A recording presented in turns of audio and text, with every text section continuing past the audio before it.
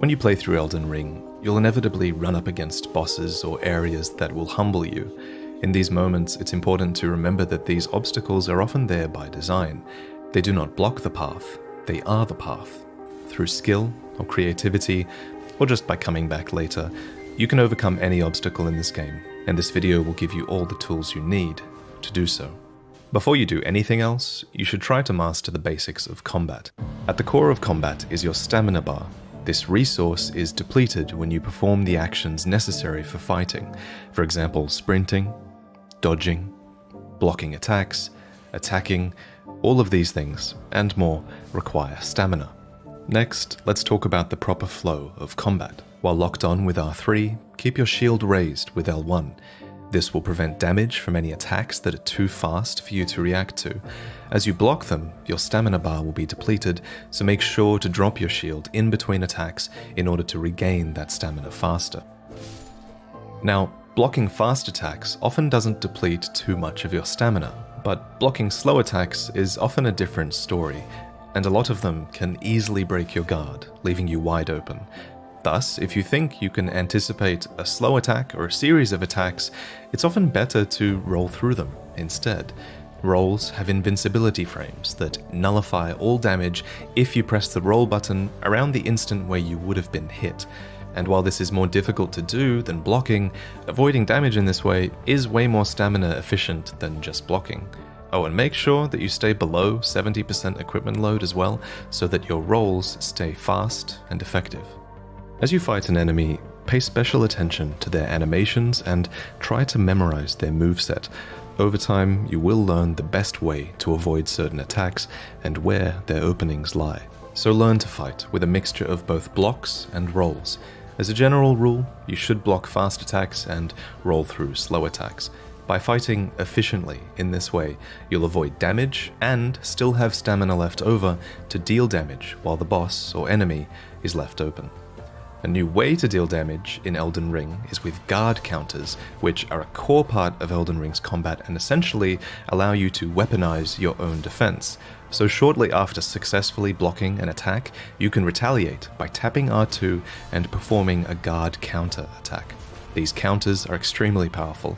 If you recognize an opportunity to safely perform one, you should.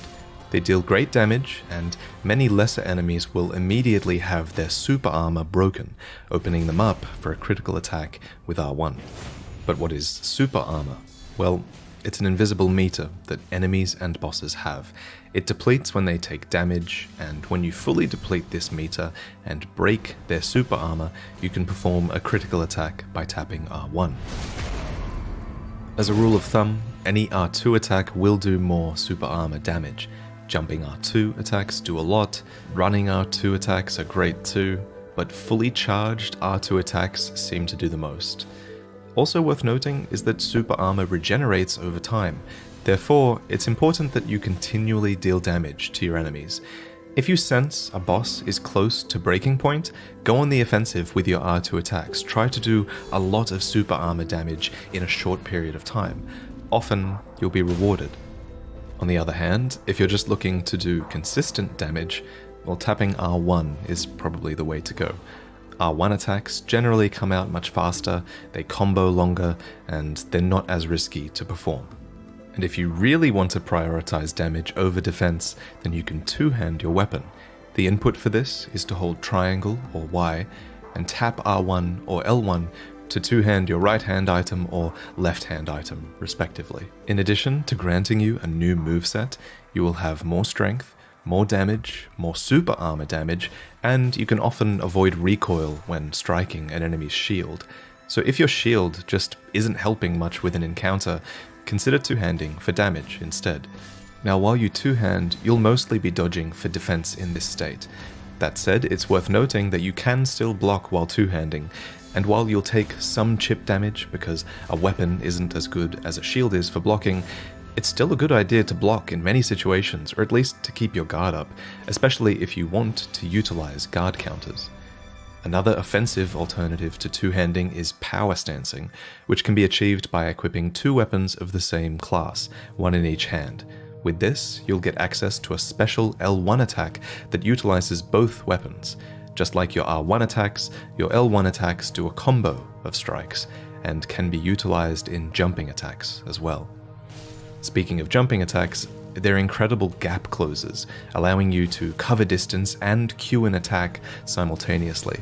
If an enemy is left open but you're kind of far away, just close the distance with a jumping attack and see how effective they can be. Jumping R1 attacks are generally better for flying or mounted enemies, and jumping R2 attacks are generally better if you want to inflict damage and posture damage upon grounded enemies. Damage can be healed with your Flask of Crimson Tears, which will always replenish when you warp or sit at a grace checkpoint. Additionally, you can get extra flask charges by clearing out a group of enemies, or by defeating these small red creatures.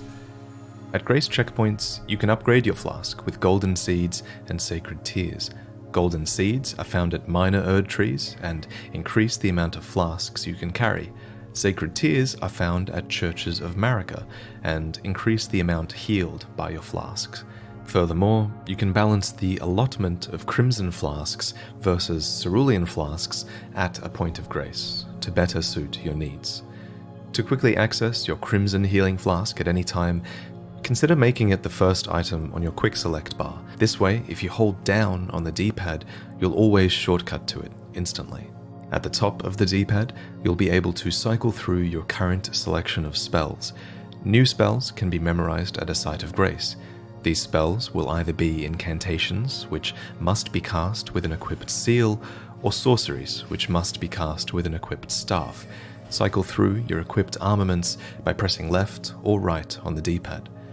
If you die, then you'll drop all of your runes at your point of death. If you don't pick them up during your next life, then they'll be gone forever. Make sure to seek them out using your compass whenever you can invest them in items or your own character. When you do die, you can choose to resurrect at a site of grace, or sometimes at a stake of Marika. If you see this statue, or this icon, then it's probably an indication that you're in a difficult area or near a boss, as a stake of Marika is nearby. Respawning at a stake of Marika will usually make your run back to your runes less severe, so it's often best to choose that option, unless you'd prefer to move on from what killed you. If you're out in the open world, one way to overcome difficulty is by choosing the right scenarios to fight on your mount. Against large or mounted enemies that struggle against hit and run tactics, the mount is definitely the way to go. While mounted, R1 and R2 give you light and heavy attacks on the right side, and L1 and L2 give light and heavy attacks on your left side. If you hold your heavy attack input, then you can charge them up, dealing continuous damage while you charge, which culminates in a strong attack at the end. While mounted, you automatically wield the armament in your right hand. If you would prefer to wield the armament in your left hand, use a two-handing input, so hold triangle or Y and then tap L1 or R1. Your mount can take damage separately from you, but his damage can be healed by your crimson flasks, as well as by craftable rower raisins. As you get hit on your mount, you run the risk of losing your own super armor and getting knocked down for an extended period of time. If this happens, you are extremely vulnerable. If you're taking damage, then at a certain point, no matter what you're fighting, it's probably wise to dismount and fight them on foot for a little while. Jumping attacks off your horse are a great way to transition into melee combat. Dismount with L3 and slam them with L1, R1, or R2. The distance you cover with this is absurd, and initiating a fight in this way gives you an immediate advantage. As the fight goes on, consider if mounting up again for a burst of speed would be to your benefit. Against this flying dragon, for example, certain attacks are better off being outpaced on a mount. For a reliable way to mount up quickly, I would recommend binding your spectral steed whistle to your pouch, a secondary D-pad menu that can be edited in the menu screen. You can quickly access all 4 of these bindings by holding down triangle or Y, then tapping the appropriate D-pad button. This way, you'll have a consistent input for mounting up instead of toggling rapidly through your items looking for your whistle. This same logic applies to any other item you want quick, reliable access to, like weapon buffs or poison cures. In addition to your double jump for extra height, be on the lookout for spirit springs, which take you to incredible heights. Conversely, you can safely jump into a spirit spring to negate all fall damage. While on your mount, L3 dismounts you, but when on foot, L3 can be used for stealth. In this crouched state, enemy aggro range is reduced, and you'll have an easier time getting R1 backstabs. Enemy aggro range is also reduced at night, so consider passing time at a site of grace to better suit your needs. At night, however, you might also find different enemies spawning in the world, so be aware of that. Another thing to get in the habit of is crafting, which you can do as soon as you buy the crafting kit from Kale at the Church of Ella. After this, the crafting tab in your menu screen will unlock for use. After a few hours of play, you should have accumulated a few recipe books to expand your crafting options, and if you've been hunting and foraging between bosses, then you'll be able to make a lot of great items. Pay attention to what material drops you're finding in the world. It'll make it that tiny bit easier to gather more of it when you realize you need it to craft something specific.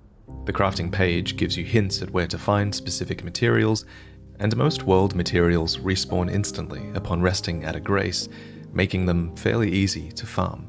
Oh, and while you're at Kale, grab a torch to help you see in dark caves, and when you find one of Kale's fellow merchants on a beach southwest of the Church of Ella, grab a bow as well. Ranged weapons are excellent utility tools, allowing you to lure, poison, or sleep enemies from afar. There are two types of bow weapons, bows and crossbows, which use arrows or bolts, respectively. Enter precision aiming mode with L1 while two-handing the bow, and press R1 to fire the projectile in the first slot, and R2 to fire the projectile in the second slot. So thinking creatively with craftable items or using utility items like bows, that's a great way to overcome difficulty. But sometimes you might just feel like your damage is too low. And in that situation, you'll have to reinforce your weapon, which can be done at the Church of Ella at the smithing table. Here, you'll be able to get most armaments to +3 with smithing stone shards that are found throughout the world. That said, special armaments require other special shards, and to go beyond +3, you'll need to find an actual blacksmith. Alternatively, if you aren't happy with your shield, take a look at its stats. The most reliable shields are those that block 100% physical damage, but you can consider switching shields to suit specific encounters. The other stat you'll want to look at is guard boost. Higher guard boost means you'll take less of a stamina hit when you block. Upgrading an armament is a bit of a commitment. You can always find more smithing stone shards in caves and around the world, but these are fairly rare, so make sure you really enjoy swinging a weapon before you upgrade it. Of course, a weapon also has to suit your build. Your build is determined by what stats you decide to level at a grace checkpoint when you summon Melina and invest your runes with her. When you start the game, you'll have to choose a starting character. Some use magic, some have ranged weapons, and some excel in melee, but it's important to remember that your starting class does not dictate your build, you do. While each character's starting stats give them different strengths and weaknesses, you are free to build your character in any direction from this point. If you haven't settled on a build yet, then you can't go too wrong by just leveling Vigor for HP and resistance, Endurance for stamina and equipment load, or Mind to increase your focus points. But it's the other stats that make a real impact on your character archetype. Strength, for example, mostly affects your ability to wield heavy armaments, as well as your defense. Strength weapons are often slow, so being a lot more tanky will come in handy. Another stat to look out for is poise, which will raise as you put on heavier armor, and having high poise will often prevent you getting interrupted mid-attack, which is really good for slow weapons. Dexterity is the counterpart to strength, and it raises your ability to wield a lot of lighter armaments, boosting their attack power. It also softens fall damage, makes it harder for you to be knocked off your horse, and reduces the casting time of spells. Spells usually scale in damage with intelligence or faith. Intelligence generally boosts the damage of sorceries, while faith generally boosts the damage and healing of incantations. Arcane is also a new attribute in Elden Ring, and it governs your discovery stat, which increases enemy item drop rates. It's also a stat that increases the damage of certain sorceries and incantations, and can play into the stat scaling of certain weapons as well. Every weapon comes with a default scaling, and your favorite weapon will really influence which build you end up going with. However, one thing you can do is apply an Ash of War to your weapon, which allows you to choose a more beneficial damage type and more beneficial scaling options for that weapon. Beyond their scaling options though, Ashes of War can be used to apply skills to your armaments. Once applied, L2 will unleash their effects, and you can always see which skill you will perform with L2 here. To apply an Ash of War, be sure to pick up the whetstone knife in a cellar at the Gatefront ruins. After this, sit at a grace checkpoint and experiment with your options. Often, these skills will default to your shield's applied Ash of War, unless you two-hand your weapon or use a shield without a special skill. These attacks are very powerful, and even require a small amount of focus points to use. Your FP is represented here in this blue bar.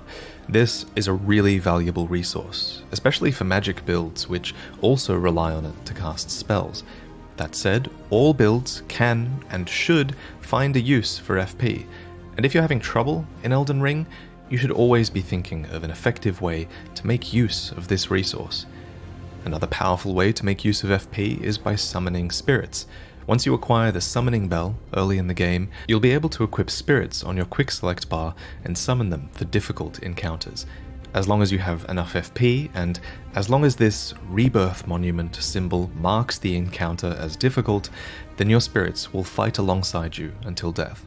Some are ranged attackers, some are tanky, and some are a combination of both. Decide what works best for your build and what works best for the encounter as well. Only one type of spirit can be summoned at a time, and spirits cannot be summoned during multiplayer. Speaking of multiplayer, if you're having trouble, be on the lookout for furl-calling finger remedies, which you can find throughout the world. Once consumed, these allow you to see other players' summon signs and summon help for major encounters. That said, you'll always be able to see NPC summon signs, so feel free to make good use of them. Alternatively, other players' signs can be accessed in summoning pools located at summoning effigies that are placed in key areas. If you want to learn more about engaging in multiplayer, read the items on your multiplayer tab in the menu screen. In general, if there's a tip that you want to read again that popped up, you can find all of those in your inventory menu all the way at the end. Last but not least is your map. Revealing the map for an area will make it way easier to progress through the game. Map fragments can be collected at these glowing guide stels. If you're having trouble finding one in an unfamiliar area, try to stick to the main path, or failing that, try to look for this shape on your undiscovered map. With the map open, you can mark points of interest with markers or beacons that show up in the overworld. You can also fast travel between sites of Lost Grace or get a clearer idea of the direction that the main story requires. Rays of light will guide you on that path and often lead you towards your next logical checkpoint.